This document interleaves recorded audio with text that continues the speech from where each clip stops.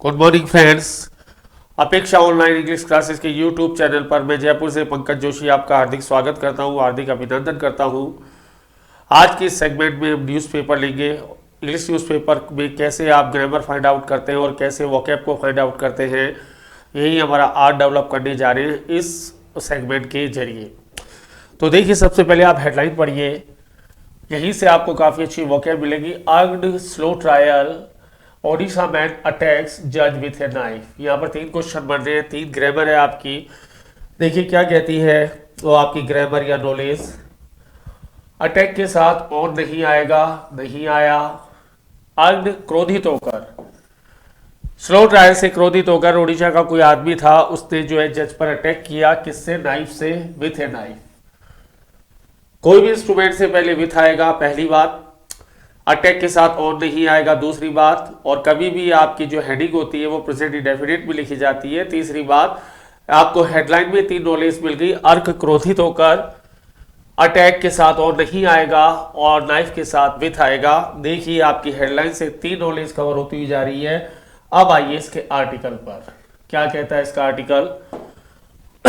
Bhubaneswar, a 51-year-old man who is out on bail in connection with 4 criminal cases registered against him, threatened a woman judge with a knife inside a crowded courtroom in Behrampur on Monday।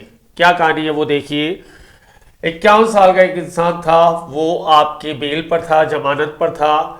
उसके खिलाफ 4 आपराधिक मामले registered थे। Police वाले registered करते हैं, 4 मामले registered थे। उसने धमकी दी। थ्रेटन का मतलब धमकी देना। उसने एक जज को धमकी दी चाकू से। Inside a crowded court room, भीड़ भाड़ थी कोर्ट रूम में, जो क्राउडेड था वो क्राउडेड वर्ग की थर्ड फॉर्म है, मगर ये एडजेक्टिव है। क्राउडेड कोर्ट रूम कहाँ? इन बहरामपुर ऑन मंडे। मंडे से पहले ऑन आया, बहरामपुर से पहले इन आया। इनसाइड उसके अंदर थे। आउट ऑन बेल, बेल का मतलब बेल पर था। और थ्रेटन आपकी धमकी देना। 2 वोकैब आपकी यहां से तैयार। ये है हमारी आपकी कहानी। हु आपका रिलेटिव प्रोनाउन है। हु से पहले जो भी एंटीडिसेंट आएगा उसके अकॉर्डिंग यहाँ पर इज एम आर आएगा। यहाँ पर ओल्ड मैन है इसलिए इज आ गया। एम मैन होता तो आपका आर आ जाता। Pragya Paramita Parihari, the sub divisional judicial magistrate, had a lucky escape after court staff and lawyers overpowered Bagba Sahu, a resident of Behrampur city, who later told interrogators that he was allegedly upset with the tardy progress of his trial. Very good word, tardy progress of his trial. पहले vocab को concentrate करिए। Tardy progress, overpowered, interrogators, upset. तो ये क्या हुआ फिर? ये जो जज थी ये बाल बाल बच गई। लकी एस के भाग्यवश बच गई ये। कब? जब कोर्ट स्टाफ और लॉयर्स ने उसे ओवर पावर्ड कर लिया, उसे पकड़ लिया, उसे ओवर पावर कर लिया। ये जो है रेजिडेंट ऑफ बहरामपुर सिटी का है। हु लेटर टोल्ड इंट्रोगेटर्स, पूछताछ करने वालों से बताया। क्या बताया? ही वॉज एलिजली अपसेट, कि वो बहुत बुरी तरह अपसेट था। किससे? Tardy progress of his trial. Tardy का मतलब धीमे धीमे, सुस्त चाल वाली को कहते हैं टार्डी। टार्डी का जो सिमिलर वर्ड होगा वो हो सकता है यहां पर आपका स्लैगिश। स्लैगिश आपका सिमिलर वर्ड है टार्डी का। टार्डी का मतलब भी धीमे धीमे, और स्लैगिश का मतलब भी बहुत ही आपका जिसे कहते हैं कि रेंगते हुए। इसका फॉर्मूला आप एसटीडी कर देंगे। एसटीडी का मतलब स्लैगिश, टार्डी और ड्राउजी। धीरे धीरे होने वाला कोई भी आपका जो प्रोसेस है वो स्लैगिश हो सकता है, टार्डी हो सकता है और ड्राउजी हो सकता है। बहुत धीरे धीरे वे में चल रहा है। तो टार्डी प्रोग्रेस से वो इंसान अपसेट था, अर्क था। उसने चाकू निकाला और मैडम पे वार कर दिया। ये कहानी है यहाँ की, ये कहानी है इस चीज की। तो देखिए आप यहाँ पर जो है अर्क किया उसको। तो देखिए आप क्या कहती है आगे की कहानी। आगे है हमारा चल रहा है आपका जिसे कहते हैं टार्डी किया उस चीज को। तो देखिए क्या कहती है आगे की कहानी। अर्क कर दिया,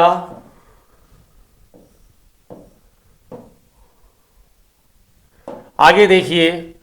People, including lawyers, were present in the courtroom when Sahu went straight to her bench. Sahu went to straight to her bench, brandish a knife, बहुत काम का वर्ड, brandish a knife. कोई भी जो हथियार है वो आपका या तो ब्रैंडिश होगा, कोई भी हथियार है वो आपका ब्रैंडिश होगा या जो है विल्ड होगा. ये 2 पॉइंट बहुत इंपॉर्टेंट है. कोई भी हथियार यदि लहराया जाए, निकाला जाए, तो या तो ब्रैंडिश होगा या विल्ड होगा. ये नॉलेज बहुत इंपॉर्टेंट है. तलवार को लहराया गया तो ब्रैंडिश और विल्ड. कोई रिवॉल्वर है उसको लहराया गया तो ब्रैंडिश और विल्ड. इसके लिए आप मूव वर्ड को यूज नहीं करेंगे. यहाँ पर 2 पर्टिकुलर वर्ड आएंगे, या तो ब्रैंडिश आएगा या विल्ड आएगा. तो वहां पर कोर्ट में सब कुछ थे. तो फिर क्या हुआ? ब्रैंडिश ए नाइफ, उसने एक चाकू निकाला, चाकू को ब्रैंडिश किया and threaten to kill her, और धमकी दी उसे मार देने के लिए. Her staff and lawyers immediately rescued her, उसके स्टाफ और लॉयर ने बचाया उसे, रेस्क्यू किया, बचाया उसको. उसके स्टाफ ने उसे बचाया. द जज is safe and the accused has been arrested. जज सेफ है और अक्यूज्ड को जो है अरेस्ट कर लिया गया है. फिर देखिए आप, हैज बीन के साथ वर्ब की थर्ड फॉर्म, यानी आपके थर्ड की पैसिव. अरेस्टेड कर लिया गया, राउंड अप कर लिया गया, एप्रीहेंड कर लिया गया, कुछ भी कर लिया गया. A lawyer who was present in the court, एक लॉयर जो कोर्ट में प्रेजेंट था, said nobody ever imagine someone could resort to such a brazen act. कोई भी इंसान ने ये कल्पना नहीं की थी, ये कल्पना नहीं की थी.